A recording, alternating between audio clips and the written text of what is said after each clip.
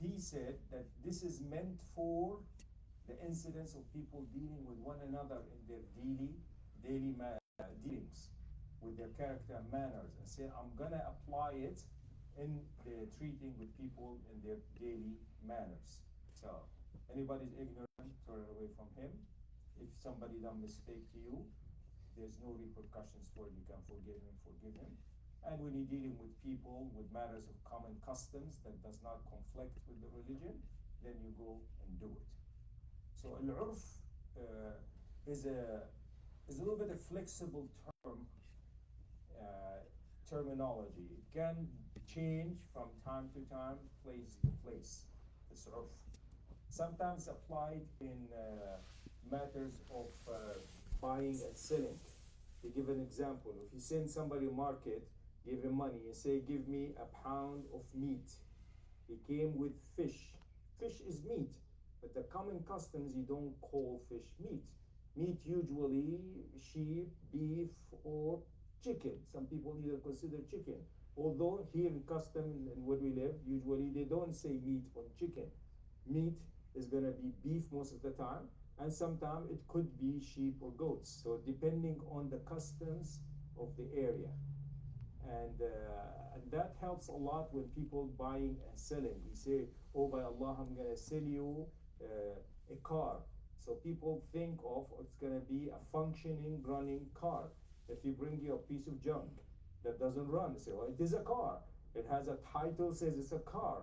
Well, that's not what I want it for. I don't want a piece of junk. I want something that will take me from home to work. So this is the urf part. And then when dealing with people also, when you're buying and selling, there's certain things that take it for granted. Like when you go to the supermarket, you see the price on the product, $3. You go to the cashier, you haven't spoken one word. He checks it in, you give him $3. This is not a common transaction in Islam. In Islam, there's a price, tells you the price, you might negotiate, accept, you pay the money. Here the urf is, once you see the price, the tag mark, that you accepted, you're gonna be paying for it. So you not just go and leave. You say, I didn't tell them I'm gonna pay for it. Well, the customs that if you grab it, you put it in a bag, that you pay for it. So it is not the exact detailed transaction of buying and selling as used before, but it is. So this is implied acceptance of the terms. If you don't accept it, before you check it in, you might ask, oh, this product has a defect in it. It's scratched. Do you give me a discount for it? So let's check with my manager. They give you a discount. Okay, now we agreed on it.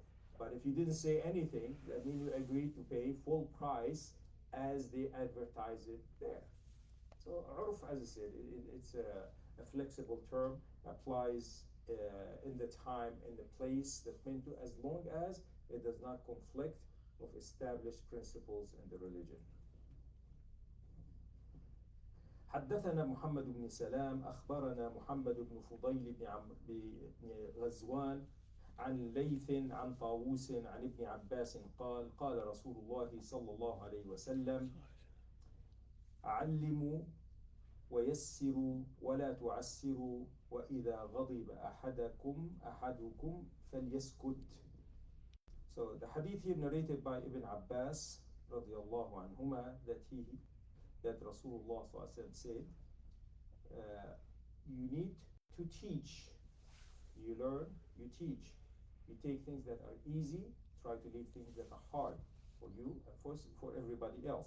I said, within the boundary of religion. And if somebody of you get angry, he should keep quiet. That is until he calms down. Words, when you utter, when you're angry, very likely they're going to exceed the limit of what is acceptable in Sharia. So keep quiet, calm down before you speak. So the part here, how you deal with people. If a matter can be taken easy, you take it easy. You loan somebody money for a month.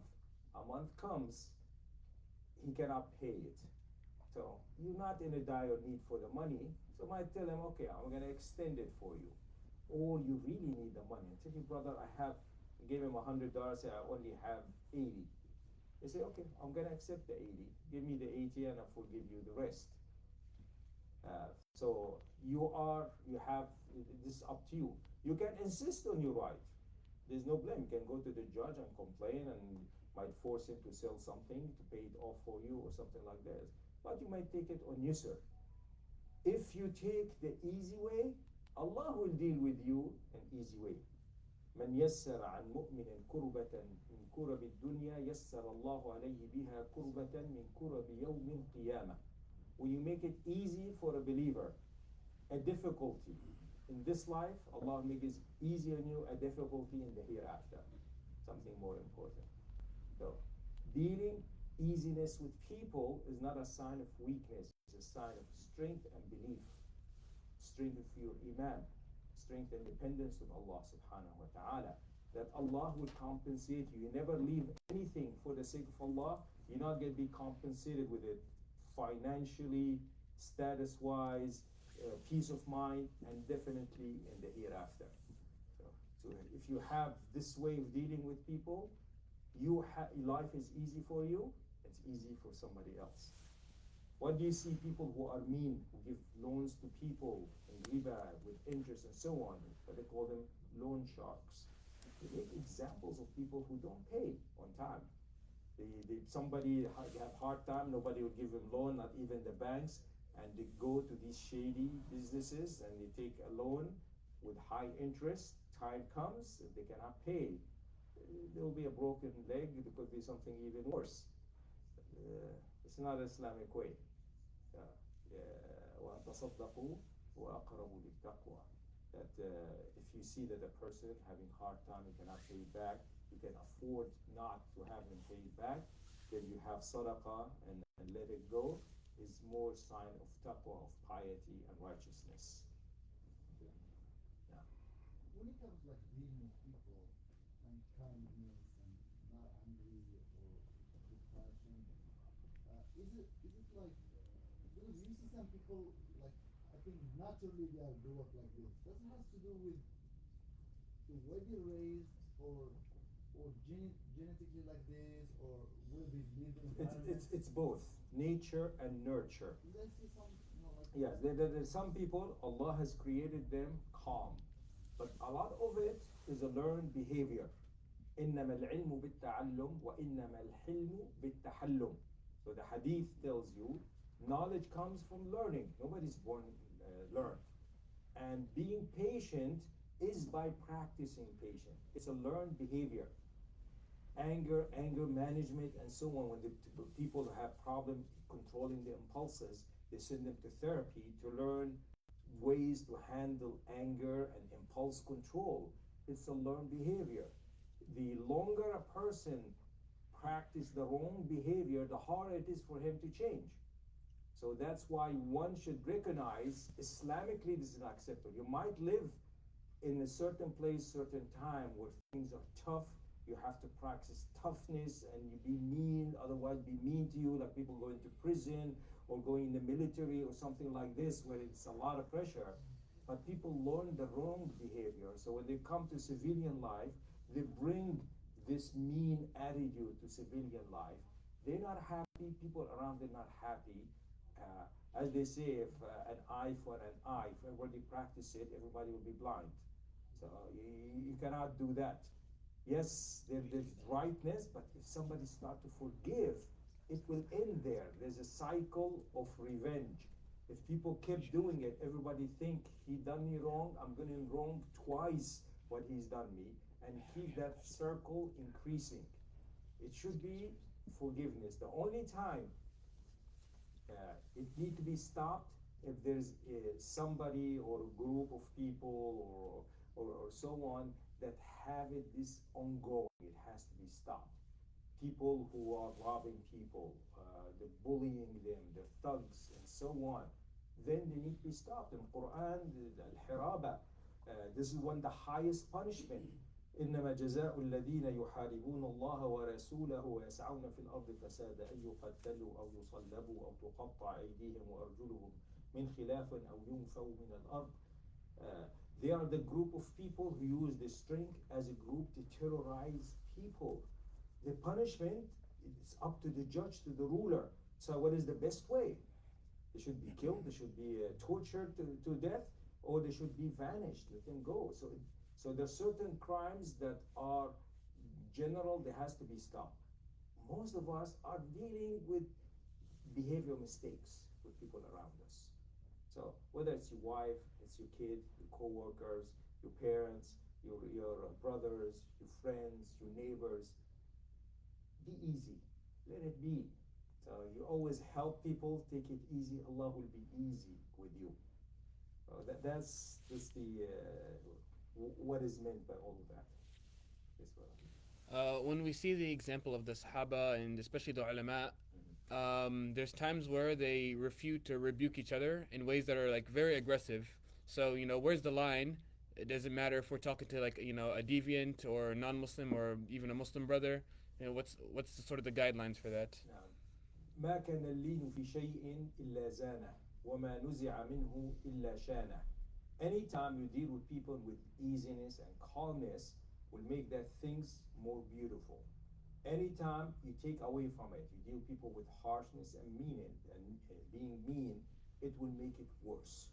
Any situation you can choose to diffuse it or increase it. Whether a person forgive or ask for his rights, for restitution, payment, whatever it is, it should be judged on what is more taqwa towards Allah subhanahu wa ta'ala. That should be the judge. That this is more pleasing to Allah. And that's what you do.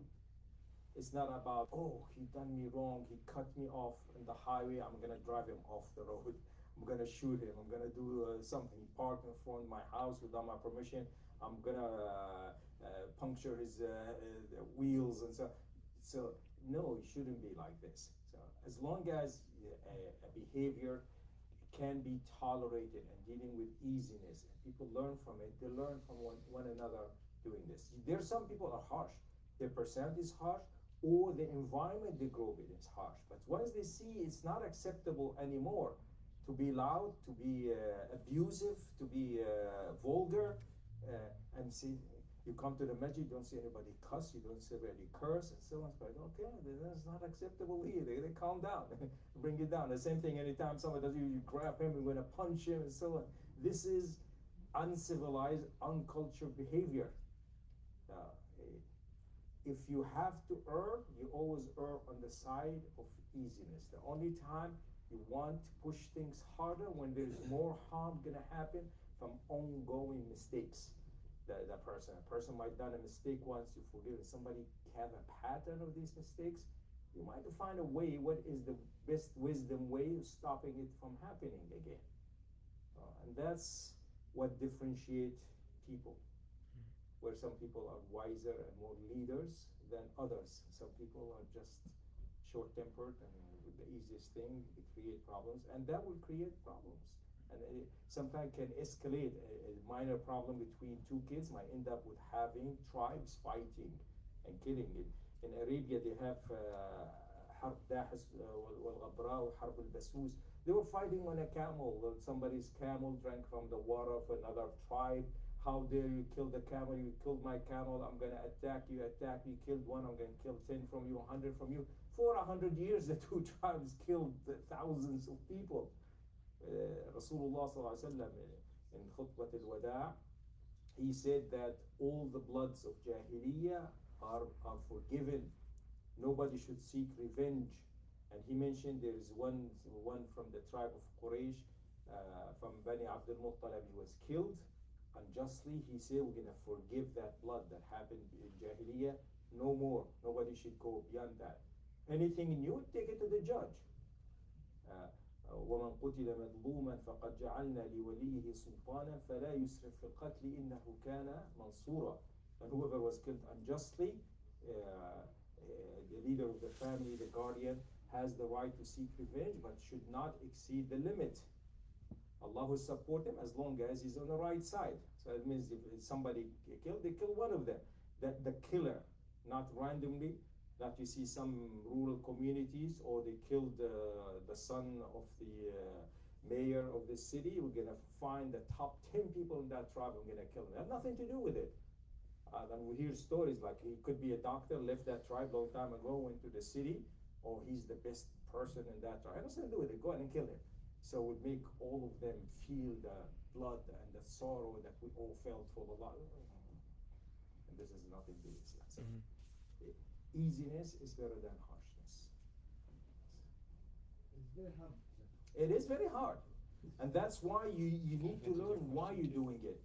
Yes, you're doing it to be civilized, make love, but at the end you're doing it for the sake of Allah. When people know that there is a bigger reward coming from Allah subhanahu wa ta'ala, everybody will forgive whatever they have right against another Muslim. But if they don't, the primitive instinct of people, revenge, and double the revenge, so people will not dare doing it again. This is very primitive. It's not good. But at the end, it's for the sake of Allah. So if you know you're doing it for the sake of Allah, you're going to get reward for the sake of Allah, you're more likely to control that instinct, that urge. No, sure. Yeah. Understand that Yeah. because Yeah. so it's always do the effort to work for the sake of Allah. Mm. So at some point, the way our times, okay, people will try to take advantage of this kind of stuff. They take it for granted. And that's what I'm saying. So the only time when we need to stop an ongoing abusive behavior. So they could be taken some fair responses. So not being unfair. Yeah, so somebody's a bully. He always go and grab children in the school, beat them, take their lunch money, and so on. He needs to be stopped. Even has to be expelled from the school. It's harsh. He's going to be without education. But he's spoiling the learning for everybody in the school. So that is extreme. But I'll give you an example. Yeah. For example, a businessman, okay? Yeah. Doing business within the community. Yeah. People will sometimes take it for granted. They come, give them surprises. Yeah. No, I'm going to pay you this. I'm not agree with you for this. It's up to you. It's your money. I mean, it's up to you. It's gonna hurt So you. if you want to stand on the grounds of, hey, this is business, it's business Mhm. on this, would that be considered as the house? No, because you're fair. So you're fair here. So, but if you choose not to, you know this person is not taking advantage of you. He's like a new refugee coming to town. He doesn't have more than $100 to pay for this, and you can afford not to be paid for it. Then you say, okay, yes, brother. If it was someone else, I would insist on $200. I know you can afford $100 is fine with me. But you know somebody's doing it as a business, going around collecting these appliances for $100. He's selling it for $150 to $200. And he's taking advantage of people by being, you're a Muslim brother, I tell you this, you should listen to me. This is an abusive behavior. So, no, I'm not going to do it. You don't. It's your right, your money. So there is adil and there's ihsan. Adil is fairness. I'm negotiating price. This is what I want. Good for you, do not. So this is fairness. But ihsan is to be beneficial. So you're dealing with people with extra step of generosity and kindness. And this is up to you. But what you get from ihsan, وَهَلْ جَزَاءُ الْإِحْسَانِ إِلَّا الْإِحْسَانِ, you get ihsan from Allah subhanahu wa ta'ala. When He will deal with you beyond the fairness. Life at the end is going to end. So when you have $1 million, you have $1 billion, you lost $100, lost $1,000, it's going to go. Once you be underground, it doesn't matter how much this money getting. Then the kindness, the fairness, the things that you've done right, this is what matters at the end. So if you can afford it to be easy with people, do it. If you want to stand your ground being fair, you have the right to do it. You judge it, whatever is best for you.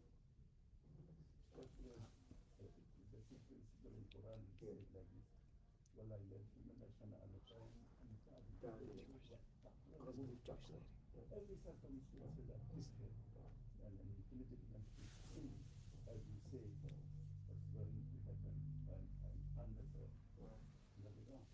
Yeah. So the maximum you can do is fairness. This is the maximum of being hard, being fair. This is the maximum. Better to be beneficial to people, helping, being kind and generous if you can afford it. But if you can't afford it, you feel you're really hurt, you want reputation, then you have to be fair. You don't exceed fairness. Yes, brother. The Jewish lady, the poison, it killed somebody else, right? Yeah, so later on, for that reason, she was punished for it, not for the attempted hurting of Rasulullah sallallahu alaihi wasallam. It's the same thing for Umar, when he was the person of Abou al-Majusi, when attempted to stab him. When he didn't die, he didn't order him to be killed. But when one of the Sahaba died, and then Umar himself later on died, the judge ordered him to be killed. So when he was attempted, Umar can't forgive that attempt. But when there's blood, his blood or another Sahabi, then the judgment should be done. And even in Islam, when somebody murdered another person, unjust murder, even after the judge say he can be murdered for his, he can be executed for his crime, he's given the chance for the family of the victim. Do you want to forgive? And see, sometimes they do, because they know sometimes they're youth, they're fighting, they just tempered, start boiling, and one of them hit another person and killed him. In Islam, if it is intentional killing, this is murder, this is capital punishment. But the family still can forgive. There is one of the Sahaba, one of his sons, they were fighting, and one killed another son. And they brought him. He said, what do I do? I lost one son, I want to lose two sons. What am I going to do with that? He said, I'm going to forgive him, but pay the diya money to his mother. Because his mother is from a different tribe. So I cannot speak for her. So he gave her the money, so she wouldn't feel bad. But both her children, Ahnaf ibn Qais, he was very famous for his wisdom and being patient and calm with dealing with people. So that's one of the things that happened to him. And Rasulullah sallam, when he met him, he said that you have two qualities, al-hilm wal-ana, that you're patient and forgiving. And he said that's something that I acquired or Allah gave me. So he said that's something Allah has given you. And he was the head of his tribe for that quality. He had it in Jahiliyyah, he had it in Islam. It's a behavior that is encouraged. Some people are born with it. Some people see it early on in their life. This is how their parents raised them, easy for them. And some people learn it.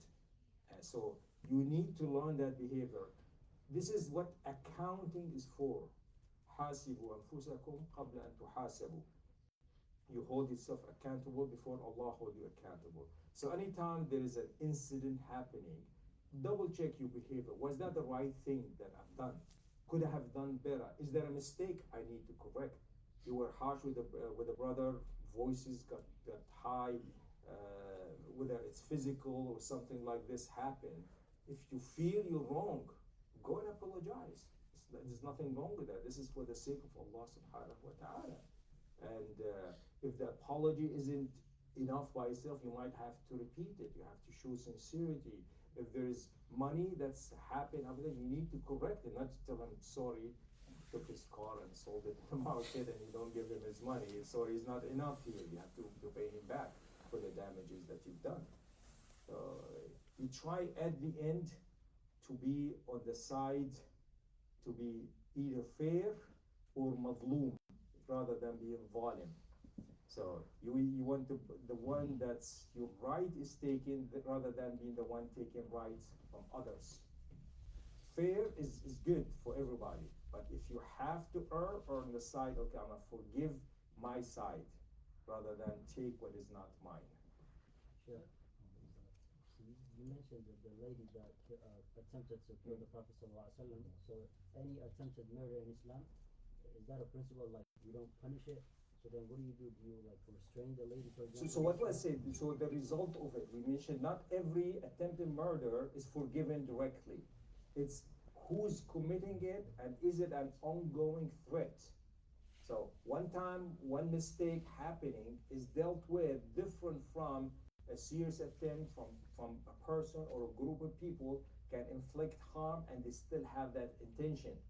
And that's where the judge, this is up either the judge or the ruler to decide what is the best way to handle this situation. But as a person here, Rasulullah here, he dealt with it as a person. That was his right. He chose not to punish for that. But once another person died, then this is now justice. This is judicial. When it comes the judge, when a matter is raised to him, he has to follow the Sharia in it. There was once a person who stole something from a Sahabi. He was asleep. I think he had his clothes or armor or something under him, leaning in, was asleep. Somebody came and snatched it from him underneath. So that person came and complained to Rasulullah sallallahu alaihi wasallam. They brought the witnesses, they found him, and it was found that he's guilty of theft, unjustified theft. The punishment is to have his hand cut off. So the man said, gonna cut off his hand for this, not minor thing. He said, I'm gonna forgive him. Said it came to the judge. Once it's reached the judge, if you wanna forgive him before it reaches the judge. The only one can be forgiven after that is execution. That's the one that Allah gave. But when it comes to other punishments, then if it reaches the judge, he has to apply the full law for it. People come from the beginning and say, okay, I'm going for him. I don't want to bring it to the judge. He stole my money. I'm going to hand it between me and him. I'll let him pay it later on. Have people talk with him. Promise never again, do it again, and so on. That's up to them. But if it is brought to the justice system, justice has to prevail, has to go. When, like, let's say somebody say something wrong, or something, and sometimes you just boil from inside. Is it like an explanation, like scientific explanation? Also, when can you let him know, okay, I'm not gonna talk to you back, or I'm not gonna punish you, or whatever, for the sake of Allah. If you say that, so just make yourself like you're not weak. Yeah. You're just like doing it for Allah. Is that like showing off? No. But you can tell them, okay, brother, I'm mad right now. I'm gonna not talk to you. I'm gonna calm off, and we'll talk again about it when both our heads are calm. And there's another. I tell you, if you got angry, you're standing, you sit. If you're sitting, you lie down. Yeah, whatever it takes you need calm. If even you have to leave the room, things sometimes happen with family, with wife, with children, with brothers, with neighbors, and so on, where minor things that keep happening again. So a person feels an ongoing threat. So start being aggressive to control that ongoing threat. And when becoming aggressive, sometimes will exceed the limit of what is right. So here, when somebody has to calm down, and we mentioned before the dealings between a husband and a wife, where there's a lot of about wisdom and dealing, and at the end, if nothing works, they bring somebody from both sides, from her family, his family, trying to find out what is the problem. Can we fix the problem? It could be financial, could be problem dealing with the in-laws, or something that's fixable. Let's find a fair way of fixing it. And if it doesn't work, each will leave with their side. At the end, أن يقيما حدود الله. So they should be able to keep the boundaries Allah has established for them in their relation. If they're able to keep that boundaries, then the marriage goes on. If they reach a point, they're not. They're going to be abused, verbal, physical abuse, and things like this. And there's no way to reconcile it. It's better to split. So there's different ways of doing it. At the end, if you do things for the sake of Allah subhanahu wa ta'ala, the end results will be better for you in this life and the hereafter.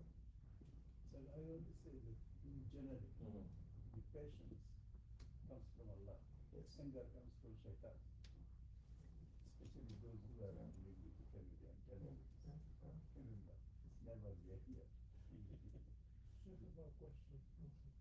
So sometimes what happens is that in many cases, the women, if she goes to Probably the just timed court out or for something. separation in this country, the court is going to give her the house or some big amount of property that she is otherwise not entitled in the Islamic law. Is it better for her to suffer, or is it better for her to go to the court? So in Islam, there are different ways of compensating for a divorcee lady. The minimum is the mahar that was assigned for her. It might not be enough, that mahar. So she has to go to a Muslim judge, and he will judge. I was talking to Sheikh Muhammad Zuhaili. So he told me in Emirates, he was there, he was helping them in doing family law there, and they were taking from the Sharia. So part of it, there is nafaqa, the stipend she's entitled to beyond the mahar, and it is established depending on her situation, his situation, and the length of the relation. So if a lady was married for 20 years, 30 years with that person, and divorce happened, she's gonna get a bigger compensation, a stipend, than somebody just got married 3 months, 6 months, things did not work out, and leave. They take it in account, she got divorced at age of 50. She's not gonna get married at the age of 50. Where's she gonna go? To the street? So in this case, if he's able to afford her a house and a stipend to live with, a judge will see what's the situation, what is fair to be judged. So, but it has to be a Muslim judge that do it out of Islamic understanding, give her her right.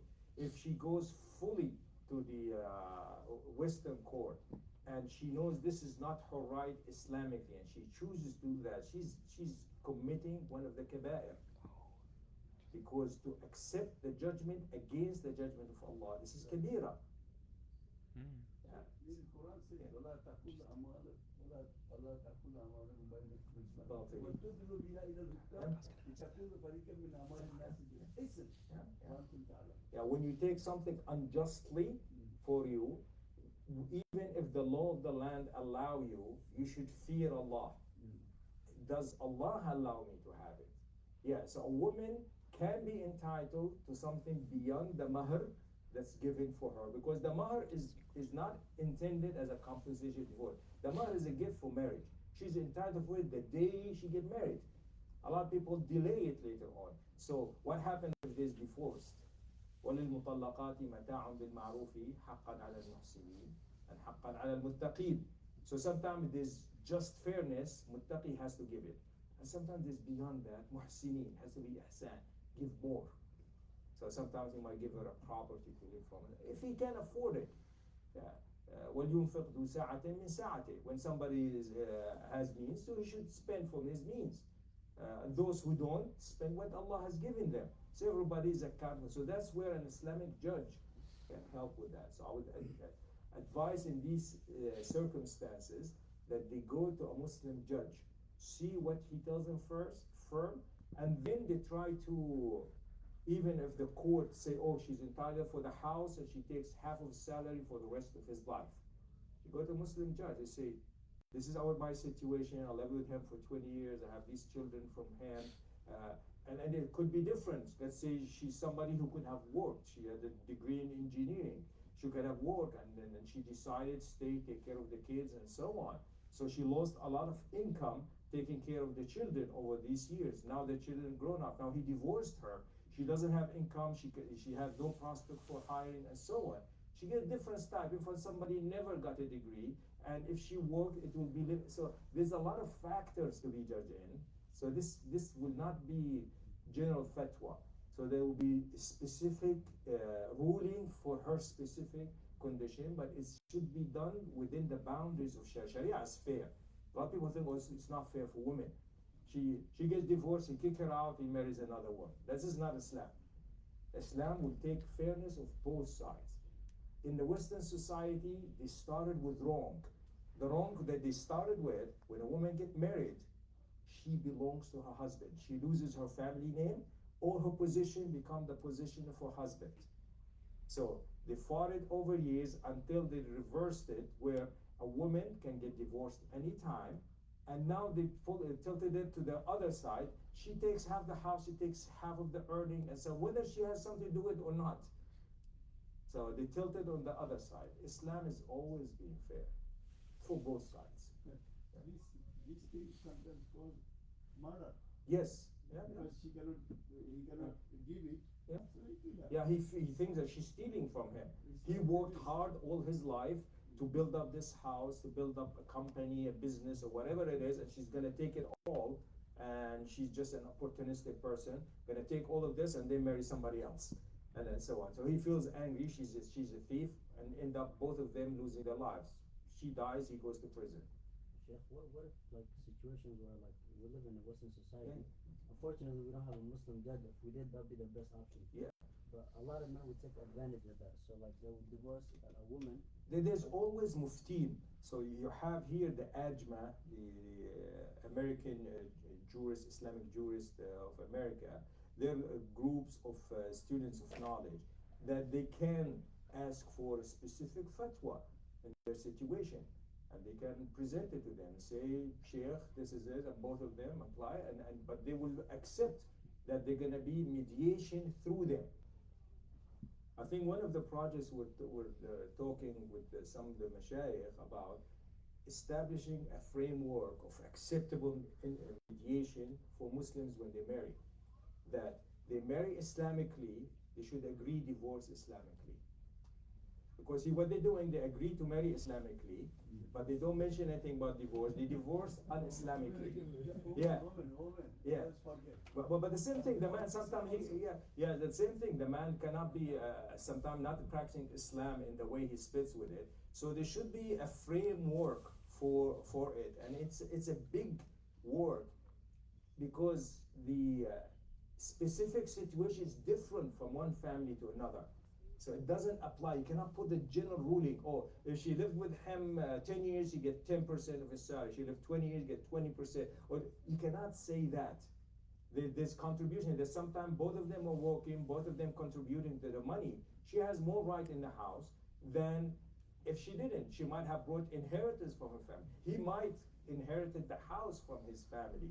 He might have his brother helping him with. So there are different situations. He might have other obligations. He have elderly parents he's taking care of.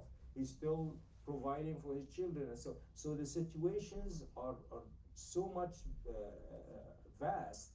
That's where a Muslim judge that deal with family issues can help. And they can resort to judges in Muslim countries. They can resort to judges that they trust. In the Middle East, in Indian subcontinent, anywhere that they apply Islamic laws, and they say, well, we need fatwa. They might not need to mention them the country.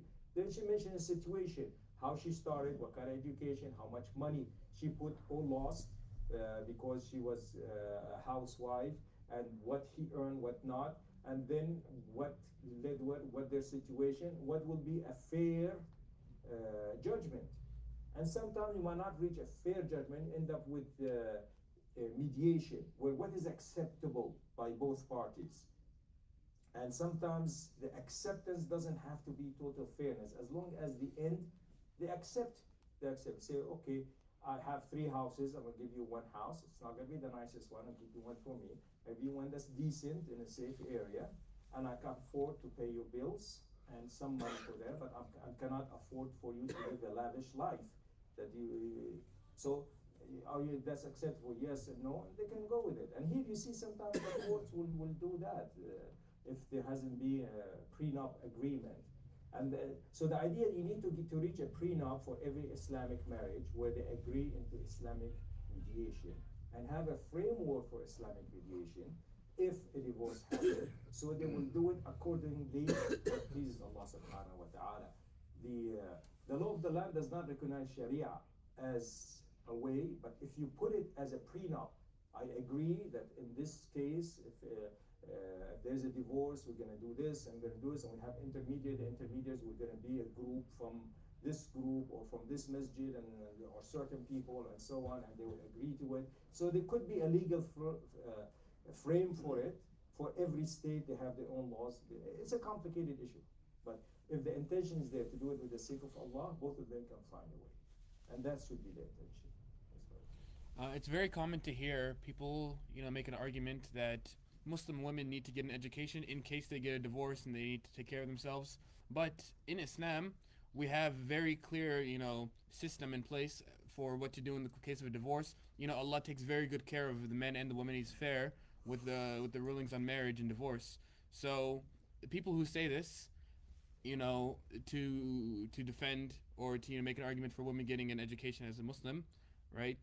Is this sort of denying or rejecting the law of Allah, right? There may be other reasons that they want to use, but if they say this for that they have to do it to protect the women, even though we already have a system to protect women, then is this like something wrong, like wrong that they're doing? I mean, there's an intention behind everybody's statement. Education is always good. Education of the religion is always good.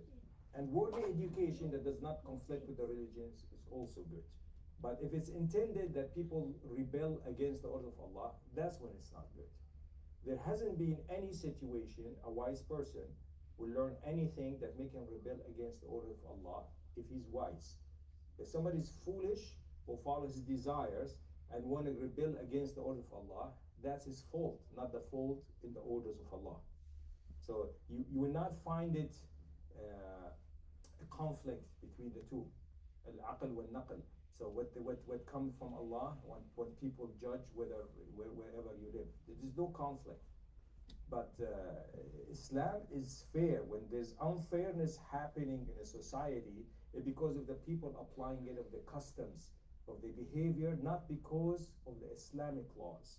So if you see some people in rural areas, he will marry her, he will take her land, take everything from her, and then when times comes, he will divorce her, kick her out, and then marry another younger, more pretty person. That's wrong with the person, not with the Sharia. He's gonna do it in the Western society when you see a lot of with the Western laws that supposedly protecting women more. He finds a legal way of doing it where she gets nothing and he gets everything and goes away, or the other way around. So the intention of the person saying or doing this is important. If somebody wants to do the right thing within the frame of Islam, he's fine to do it. And most times it's not gonna even conflict with the laws of the land because it allows for mediation. So they need to have the intention, I'm gonna have the mediation that Allah is pleased with. If a lady takes a mansion that's not hers, she's gonna be held responsible in the day of judgment for that mansion. If he can afford a stipend for her and he must have given her that, she contributed and he decided not to, he's gonna be responsible for Allah for it. It's all about responsibility. Do you wanna go a day of judgment with the scale of deeds and having that financial burden being unfair to another human being? A wise person don't want that. We want the best chance that we earn the mercy of Allah subhanahu wa ta'ala. And this is what we say, dealing with easiness. Forgive if you can. وَأَنْ يَعْفُ أَقْرَبُ لِلتَّقْوَى. Always forgiving is closer to being a pious person. It's a struggle, but person should have the frame mind that yes, I want to do it what pleases Allah subhanahu, and there is a way. Always there is a way. Islam is not some ancient religion that's meant to be practiced 1400 years in the desert of Arabia. It doesn't apply. It was meant for all times, all places, in every situation. There's enough framework and flexibility within the Sharia that can apply in any time, in any situation, for poor, for rich, high tech, low tech, whatever it is. There's always a way of Sharia that can handle it fairly. Let's see the brother there.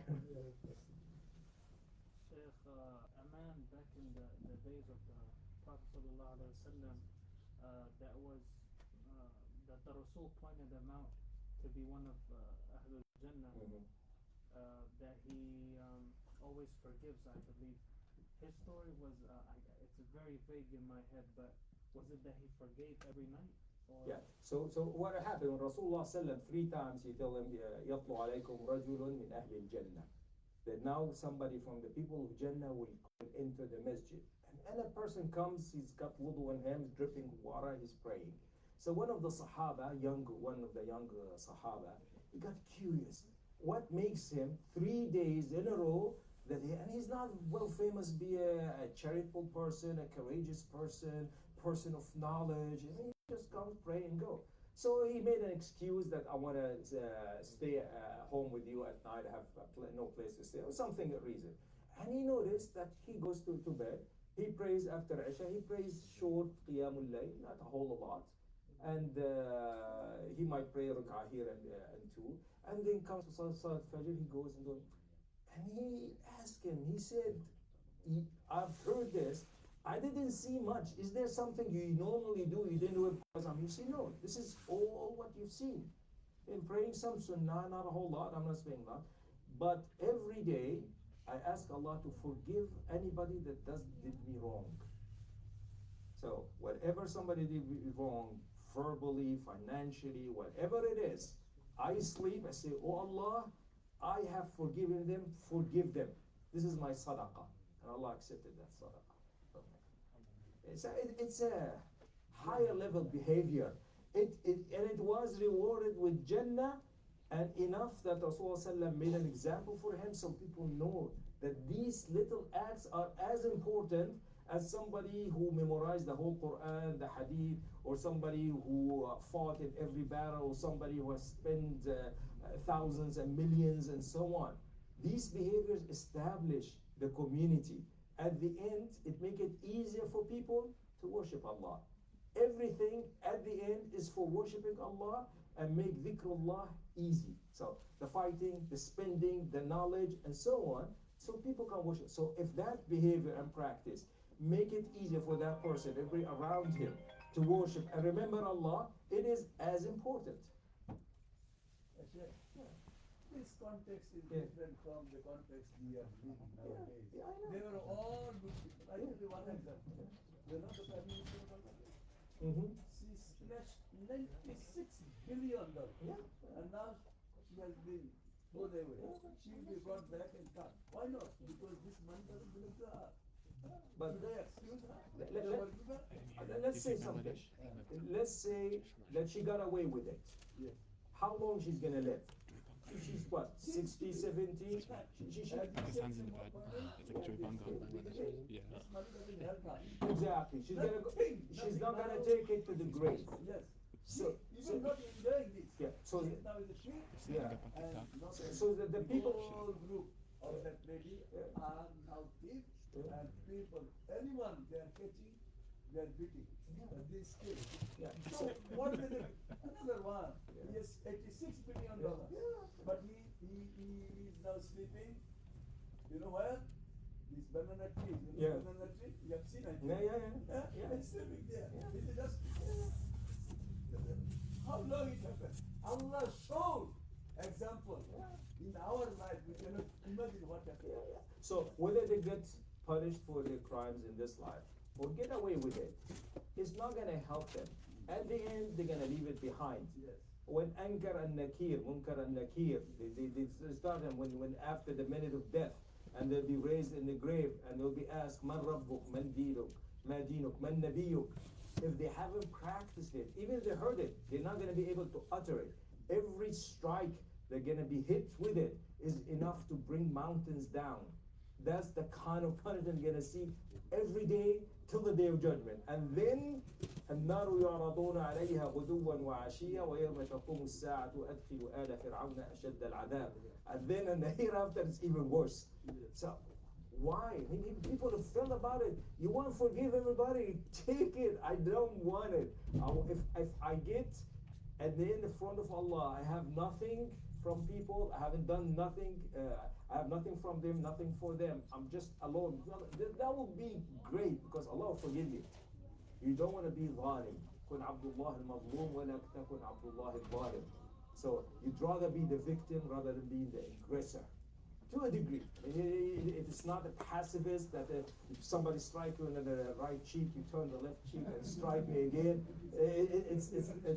It's not like that. But at the same time, try to be kind as much as possible. Is it time for Salah? You were saying attempt of murder. Yes. But when somebody is attempting to murder, you can kill him. Yeah, so up to the judge. As I said, he done it with Badr Nadir because they were ongoing threats. Yes. It's different from one person where the Rasulullah judged at that point. So it's up to the judge, to the ruler to decide. So the same thing. So the people of Bangladesh should establish a jury. So it shouldn't be revenge, individual revenge. Should be a jury, a system of justice, and they decide how to handle it, not only to punish the past, to build a path for the future to prevent further abuses. So inshallah, We'll wait for the Sheikh until he gives us. yeah, so just to finish the questions and then inshallah. Let's give another the people, Yeah. so angry, Yeah. they want to kill all of them. Yeah, yeah, they But should- the Islamic party, Yeah. they say no, Yeah. they're helping. Yeah, yeah. That's no, but they say discovery justice. It should be fair, and the people establish a way that will be fair, and more importantly, prevent it from happening again. It's just about collecting 100 or 1,000 people corrupt, you cut them, and then more corrupt people will come and do the same cycle under different group, different names. Now we got more people stealing new billions because the first people still stole their own billions. Wallahu ta'ala. If you look at the divorce rate, even in the Muslim countries, like in Morocco right now, it's the first time ever, like 50%. Like, and I know the hadith in Rasulullah, when this lady, she told him, Ya Rasulullah, I don't want to be married to that man no more. And he tried to converse her, but she said no, there's nothing wrong with him, but he doesn't want to still be giving back his mahar. So the statistics now, they say, I don't know, like 75 or 80% of divorce are created by women.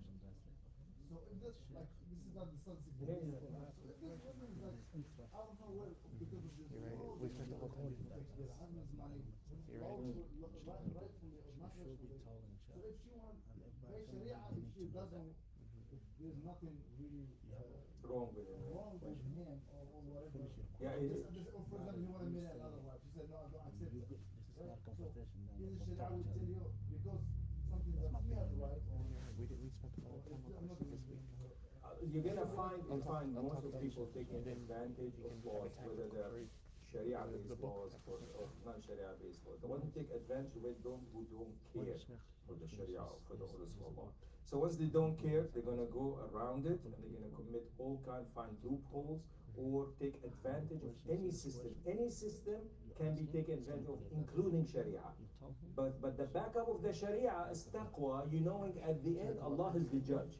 Just because you got away in this life, when Rasulullah said, إِنَّمَا أَنَا بَشَرٌ وَإِنَّمَا أَحْكُمُ بِمَا أَسْمَعُ وربما كان بعضكم ألحن بحجته من بعض فمن قضيت له من حق أخيه شيء فلا يأخذ منه فإنما أقطعه قطعة من النار. He said, I'm a human being.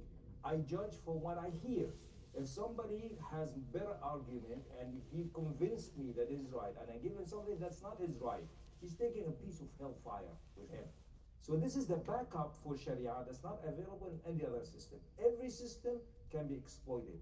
Every system you can bring false witnesses, forged documents. You can always find a way to convince the judge that this is your right, the other person doesn't. But if it's not, Allah will hold you judge. So there is ultimate judgment. That's Allah. So those who fear Allah, they always say, no, I know the law can give me that, but it's not mine. I don't want it.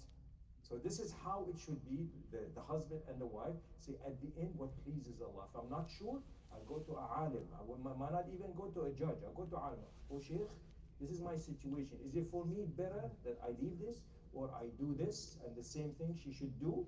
What is more pleasing to Allah subhanahu wa ta'ala? And that was so. If they don't care about it, yes, whatever system you put, they're gonna exploit that system. So inshallah we'll stop so we can make that. سبحانك اللهم وبحمدك أشهد أن لا إله إلا أنت أستغفرك وأتوب